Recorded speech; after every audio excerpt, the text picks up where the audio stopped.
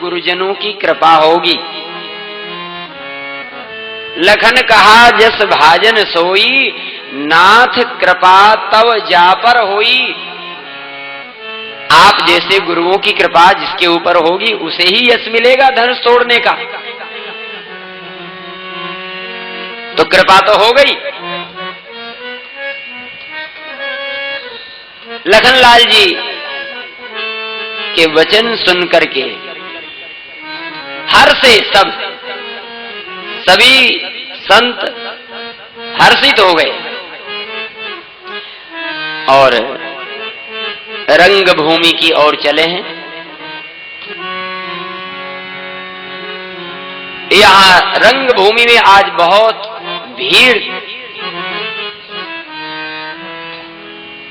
सभी रंग भूमि की ओर जा रहे हैं।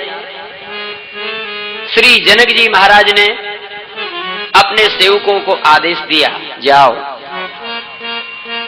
सभी को उचित आसन दिया जाए, उत्तम मध्यम नीच लघु निज निज थल अनुहार।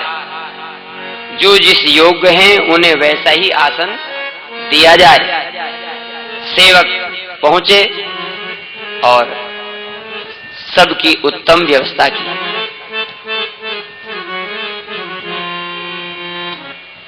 और यहां सभी मिथिला के जो नर नारी हैं वो भी चल रहे हैं। रंग भूमि आए दो भाई, असि सुधि सब पुरवासिन पाई। दोनों भाई रंग भूमि की ओर आ रहे हैं। यह समाचार पुरवासियों को मिले तो ये सभी पुरवासी चले सकल गृह काज विसारी। बाल जुबान जरठ नर नारी।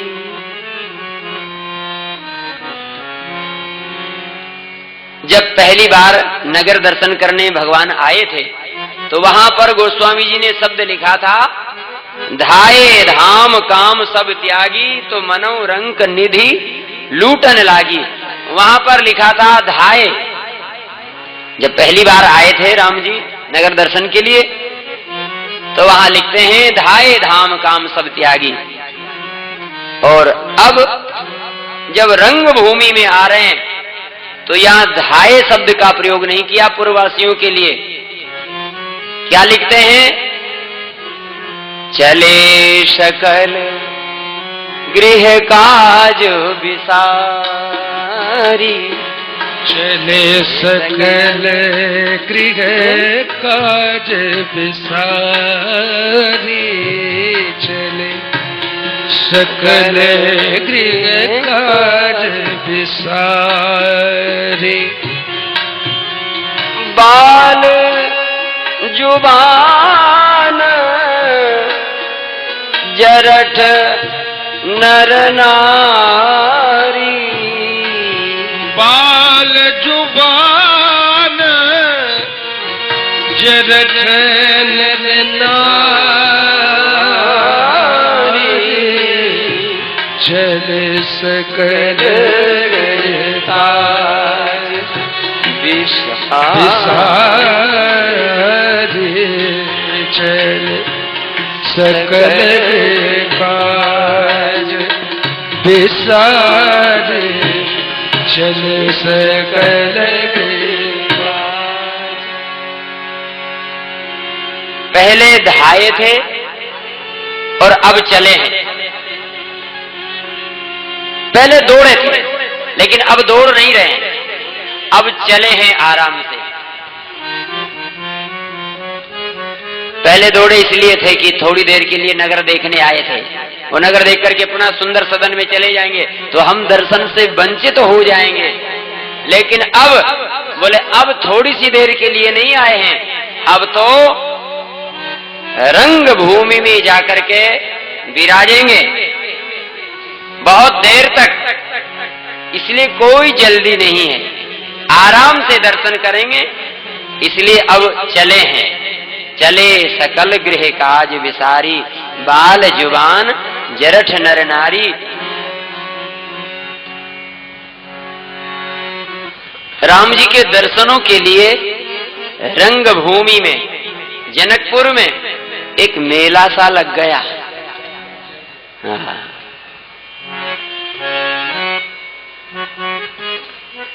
और प्रवासी उस मेले का आनंद लेने के लिए जा रहे हैं रंगभूमि की ओर। एक दूसरे से कह रहे हैं, अरे भैया चलो चलो, आज रंगभूमि में आनंद आएगा। लागल लागल लागल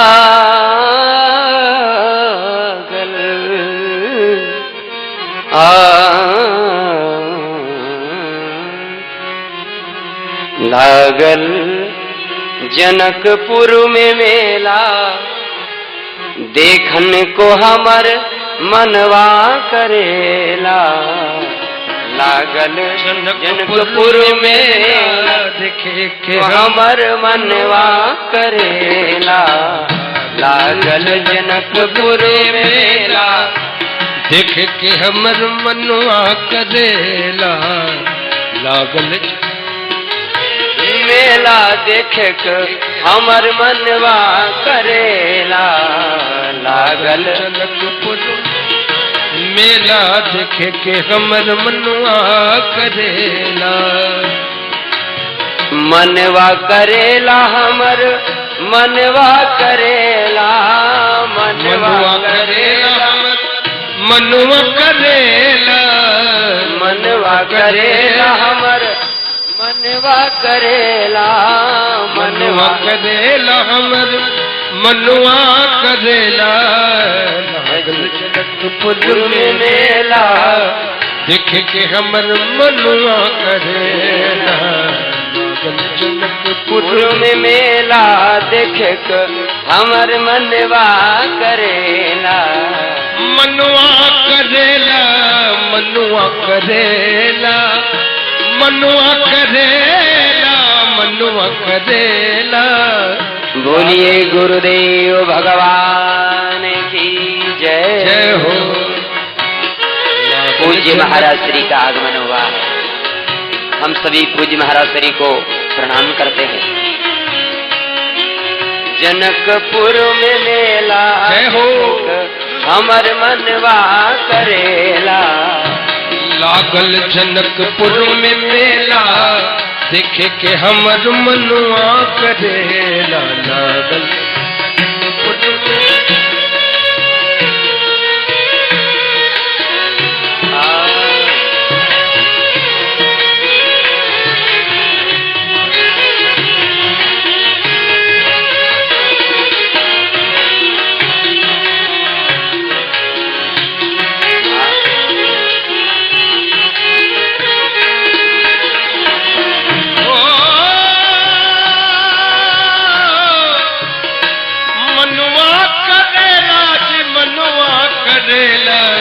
मनवा करे।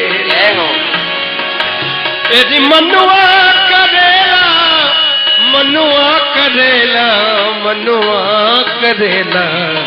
लागल जनकपुर में मेला, देखे के हमर मनवा करेला।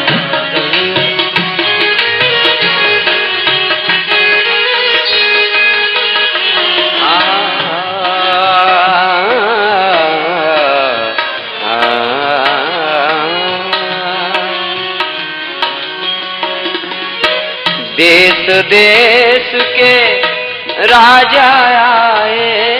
देश देश के राजा आए। देश देश के राजा आए। देश देश के राजा आए।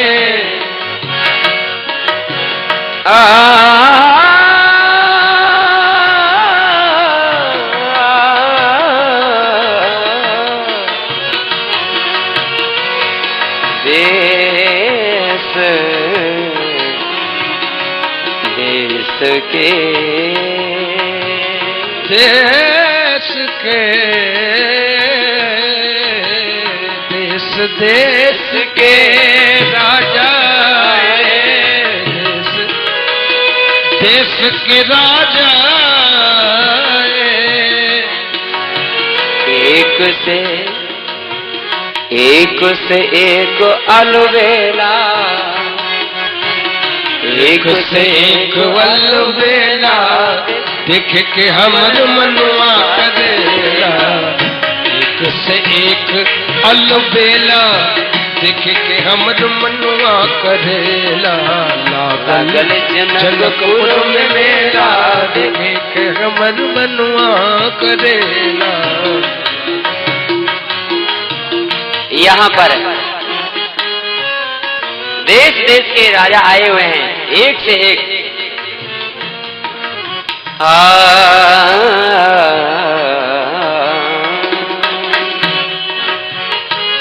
जी राजा जनक जी धनुष प्रण ठाने, राजा जनक जी धनुष प्रण ठाने, राजा जनक जी धनुष प्रण ठाने, राजा जनक जी अरे राजा जनक जी धनुष प्रण ठाने, राजा जनक जी धनुष प्रण ठाने, राजा जनक जी धनुष प्रण ठाने। कौन वीर कौन वीर तोड़े अकेला, जय जय कौन वीर तोड़े, अरे कौन वीर तोड़े अकेला देखे कि हमर मनुआ करेला, कौन वीर तोड़े अकेला देखे कि हमर मनुआ करेला। लागल जनक कौन वीर तोड़े अकेला अकेला, कौन वीर तोड़े अकेला देखे के हमर मनुआ करेला, लागल जनकपुर में मेला देखे के हमर मनुआ करेला।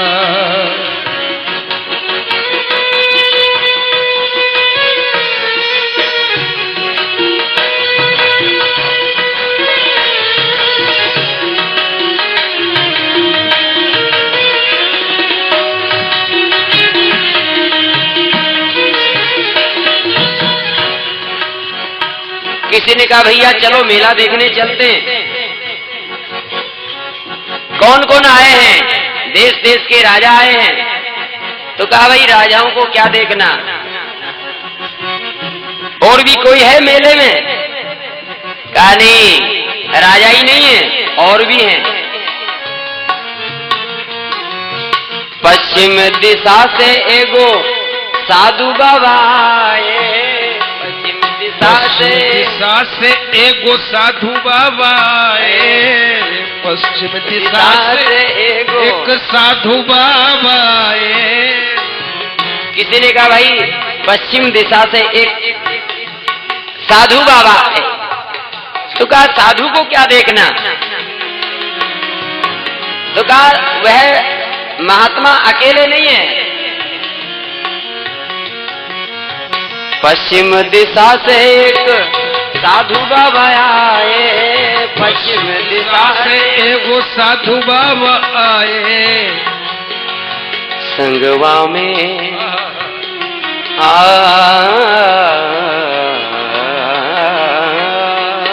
तेरी संगवा में हाँ जी संगवा में लाए दूगो चेला, जय जय संगवा में लाए दूगो चेला देखे के हमर मनुआ करेला, लाए दूगो चेला देखे के हमर मनुआ करेला। तेरी संगवा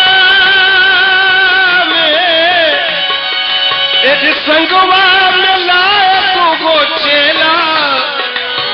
दुगो चेला एरी संगवा में लाए दुगो चेला देखे के हमर मनुआ करेला देखे के हमर मनुआ करेला संगवा में लाए दुगो चेला देखे के हमर मनुआ करेला संगवा में लाए दुगो चेला देखे के हमर मनुआ करेला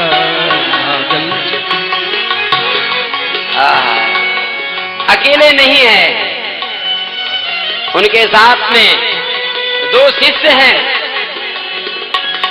कैसे हैं? एक श्याम एक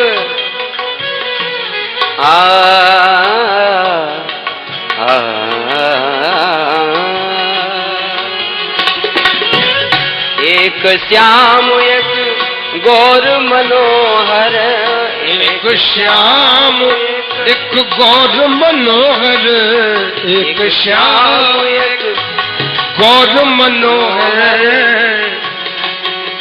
एक श्याम है एक गौर है और उनको देख देख करके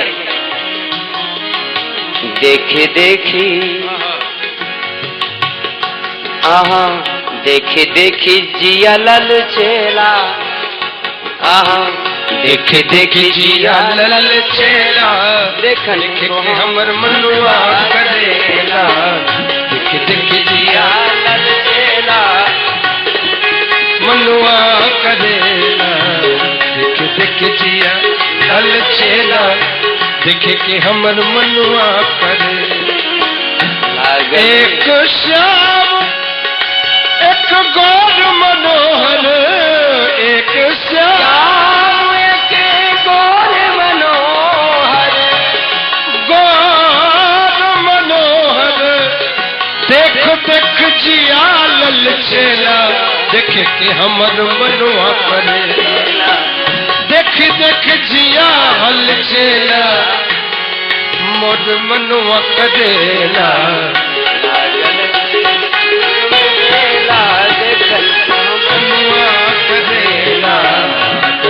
जनकपुर में मेला देखे के हमर मनुआ करेला जी मनुआ करेला मनुआ करेला मनुआ करेला लागल हाँ हाँ लागल जनकपुर में मेला देखे के हमर मनुआ करेला लागल जनकपुर में मेला देखे के हमर मेला में तो पैसे की जरूरत पड़ती है का नहीं चलो सखी नैन सुफल करियावे चलो सखी नैन सुफल करियावे चलो सखी नैन सुफल करियावे नैना चलो सखी नैना सुफल करियावे चलो सखी नैन दर्शन में कुछ लगता है नहीं पैसा लगे ना अधेला पैसा लगे ना अधेला देख हमर मनवा करेला पैसा लगे नहीं धेला देख के हमर मनवा करेला पैसा लगे नहीं धेला देख के हमर मनवा करेला चलो सखी नैन सुफल कर आवे पैसा अजी पैसा लगे नहीं धेला देखे के हमर मनवा करेला जनकपुर मेला देखन मनवा करेला जनकपुर में मेला देखन हमर मनवा करेला जनकपुर में मेला देखे के हमर मनवा करेला जनकपुर में मेला देखे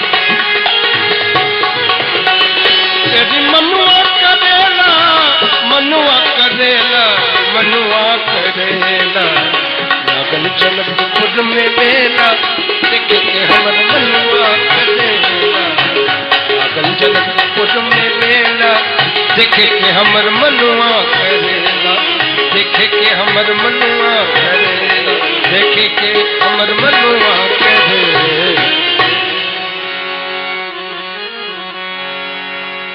मिथिला में बड़ी भीड़ है। दोनों भाई रंग भूमि में पधारे और यहाँ श्री जनक जी महाराज विश्वामित्र जी को साथ में लेकर के पूरी रंग भूमि का दर्शन कराते हुए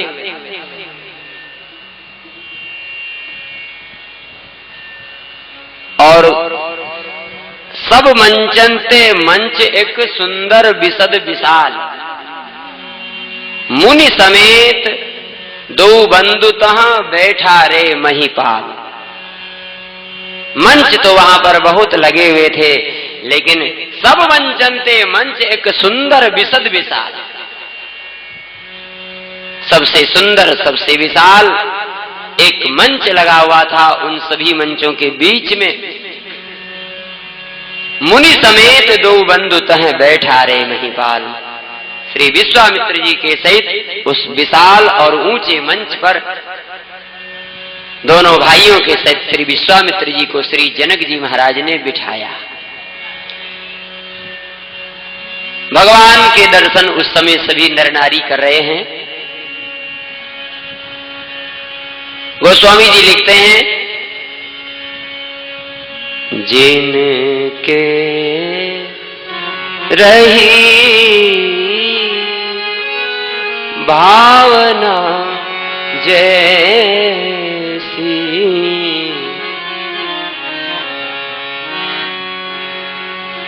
जिनके अंदर जैसा भाव था, भाव के अनुसार प्रभु ने उन्हें दर्शन दिया। जिनके रही भावना जैसी प्रभु मूरति देखी तिन तेसी।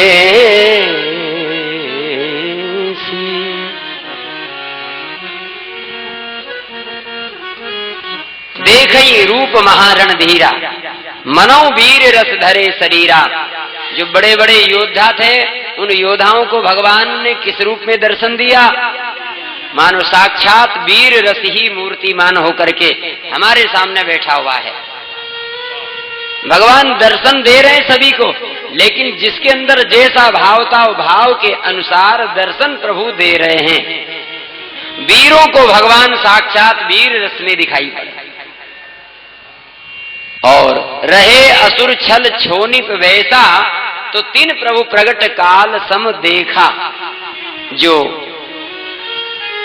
राक्षस थे, जो अपना छद्म वेश बना करके आए थे,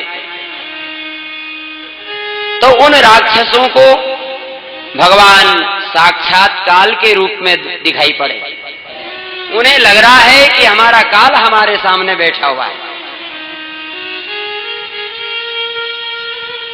पूर्ववासी ने देखे दो भ्राता। पूर्ववासियों को ऐसे प्रभु दिखाई पड़ रहे हैं कि जैसे हमारा ही कोई सगा संबंधी हो। इस प्रकार से महात्माओं को भगवान अपने इष्ट के रूप में दिखाई पड़े, भक्तों को भगवान के रूप में दिखाई पड़े, और नारियों को, मिथिला की नारियों को बोले उन्हें अपनी अपनी रुचि के अनुसार, जिसकी जैसी रुचि थी, गोस्वामी जी ने वर्णन नहीं किया है, जिसकी जैसी रुचि थी उस रुचि के अनुसार प्रभु उन्हें दर्शन दे रहे हैं। और श्री जानकी जी को बोले जानकी जी को किस रूप में दिखाई पड़े और कैसा आनंद श्री जानकी जी को मिला, यह वाणी का विषय नहीं है। और अनुभवत कई सकई न को, ये केवल अनुभव का विषय है, वाणी का विषय नहीं है। श्री जानकी जी को जो सुख मिला प्रभु के दर्शनों से,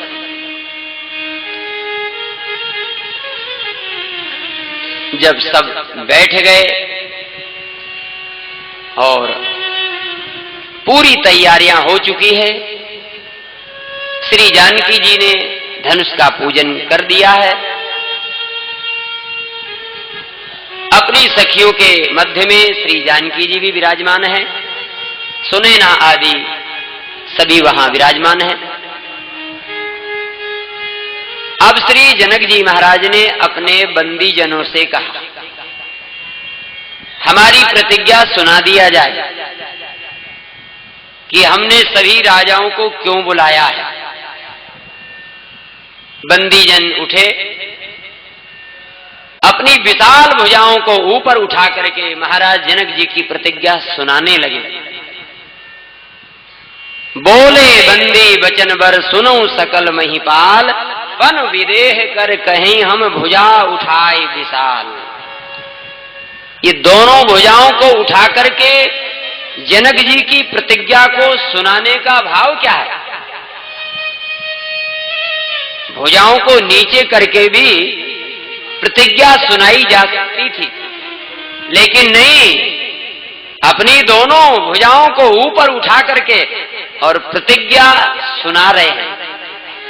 इसका भाव यह है क्योंकि यहां भुजाओं वाली ही प्रतिज्ञा है, बल दिखाना है।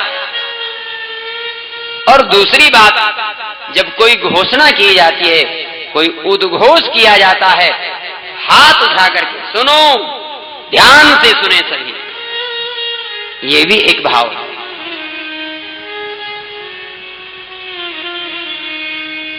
बंदी जन कहने लगे, सुनो सुनो सुनो सुनो, धनुष के पास कोई मत जाना। श्री जनक जी महाराज चौंके, अरे ये बंदी जन क्या कह रहे हैं? बंदी जनों से कहा, ये तुम क्या कह रहे? हमने तुमसे ये कब कहा है कि धनुष के पास मत जाना? हमने तो अपनी प्रतिज्ञा सुनाने के लिए कहा है, तो आप ये क्या कह रहे हैं? बंदी जनों ने कहा, महाराज हम आपकी ही बात कहने जा रहे हैं, लेकिन ये हमारे कहने की शैली है। कहेंगे आपकी ही बात, लेकिन हमारी कहने की ये शैली है। बंदी जन कहने लगे, सुनो सुनो, धनुष के पास कोई मत जाना। तो राजा लोग भड़क गए कि फिर हमें बुलाया क्यों? जाना नहीं है तो बुलाया क्यों? बंदी जनों ने कहा, जाना तो जरूर, लेकिन सावधान होकर के जाना। ये धनुष क्या है और तुम क्या हो? राजाओं, तुम्हारी भुजाओं का बल नृप भुज बल विधु शिव धनु राहु। राजाओं, तुम्हारी भुजाओं का बल चंद्रमा के समान है,